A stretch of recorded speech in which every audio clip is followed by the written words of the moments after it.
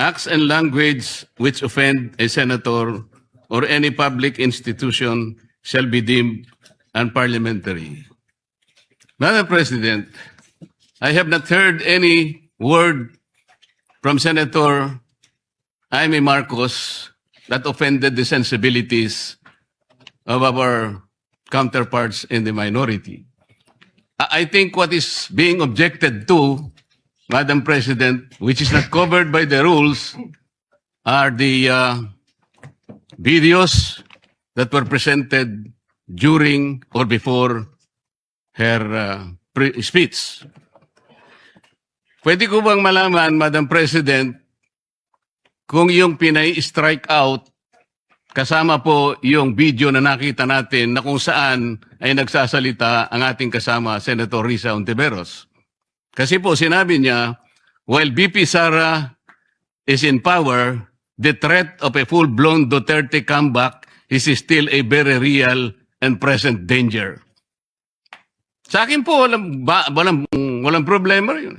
Opinion niya yun eh. And we have to respect that opinion. Yan po ba'y pinaalis natin? Gusto ko lang pong malaman, isa-isahin natin. Pangalawa po, nakita ko rin po yung sarili ko. Kasi po, ako'y naanyayahan sa isang television program, tinanong lang po ako, totoo po bang merong connection yung coup? Kasi po, ang tawag coup eh. Hindi naman po coup, yung karaniwang nangyayari po sa buhay ng Senado yun eh. Palitan talaga yan. Maraming beses na po yan. Ang sabi ko po, kasi kinukonekta daw nila sa impeachment. Sabi ko, hindi po siguro. Sabi ko, dahil sa ngayon, 12 kami. Hindi man kinakailangan naming mag-coup para lamang i-prostrate natin yung impeachment. Palagay ko po, hindi. Yung po bang opinion ko na yun, tatanggalin? Gusto ko lang pong malaman. Kasi po, meron pa po nga sinabi, Jaime, sinungaling. Meron din po nagsabing gano'n eh. Ang ibig ko po sabihin, Madam President, ngayon po nakita natin the vibrancy of democracy in this chamber. Isa-isa po silang nagsalita lahat. Nabigyan ng pagkakataong ipaliwanag ang kanilang panig. Hindi po ba maganda ngayon na nakita ng taong bayan, nagamit nga lang po yung kanyang presentation. Pero naging daan para mapakinggan ng buong mamamayan. At sila na po ang final arbiter, Madam President. Ako nga po eh.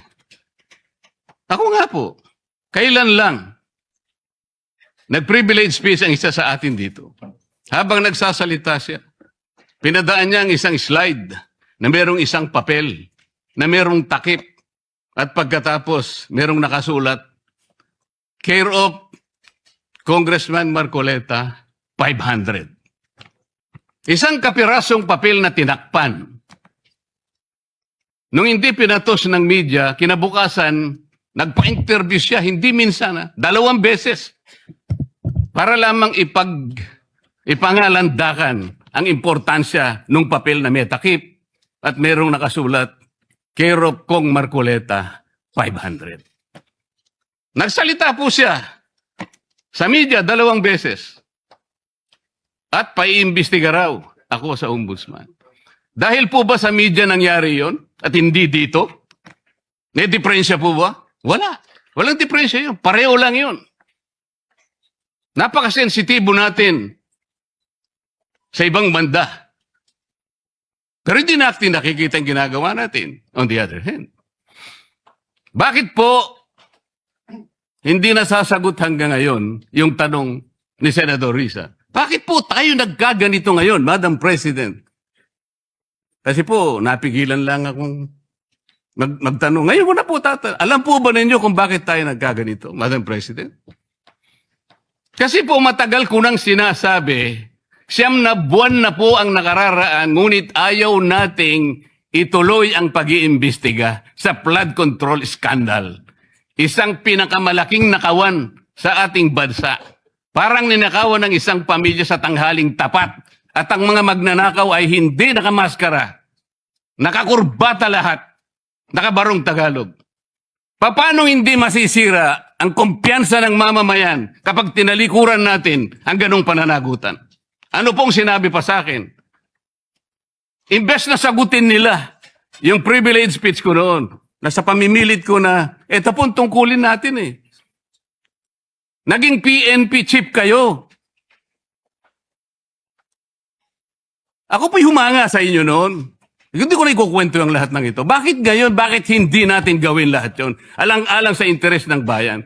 Kaya po tayo sumadsad ngayon dahil yung pananagutan na yun, pinipilit po nating pigilin. Ang dami po nating pinagtatakpan. Tumayo siya, imbes na sagutin niya ang aking sinasabi. Ano po sinabi niya?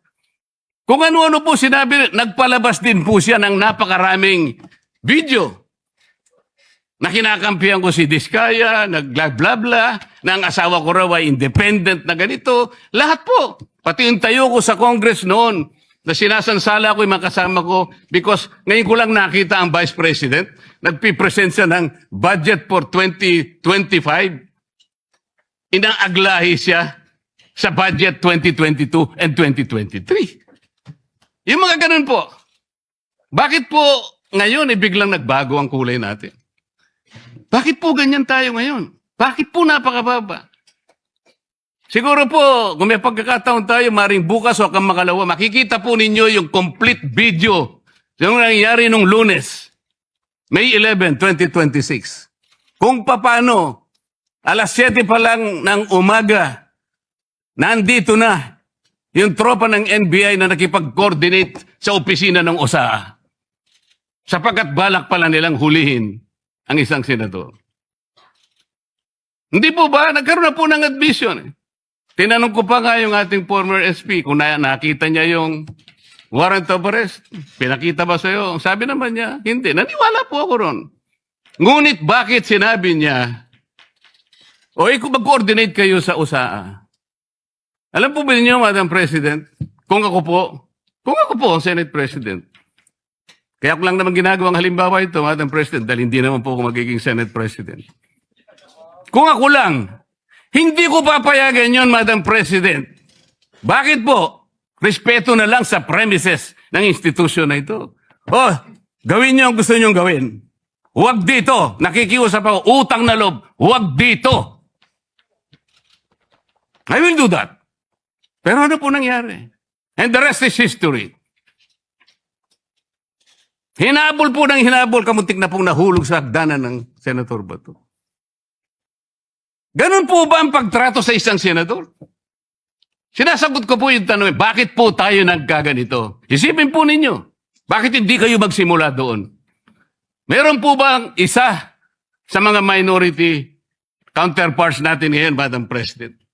Meron po bang isa na sumama sa akin nung ako'y nagsasalita na parang si John the Baptist, ako na lang ang isang nagsasalita. Ituloy natin ang investigasyon. Meron po ba silang lakas ng loob na samahan ako? Madam President? Wala po. That's why I'm objecting to the motion. Wag po tayong balat sibuyas. Wag po tayong balat sibuyas.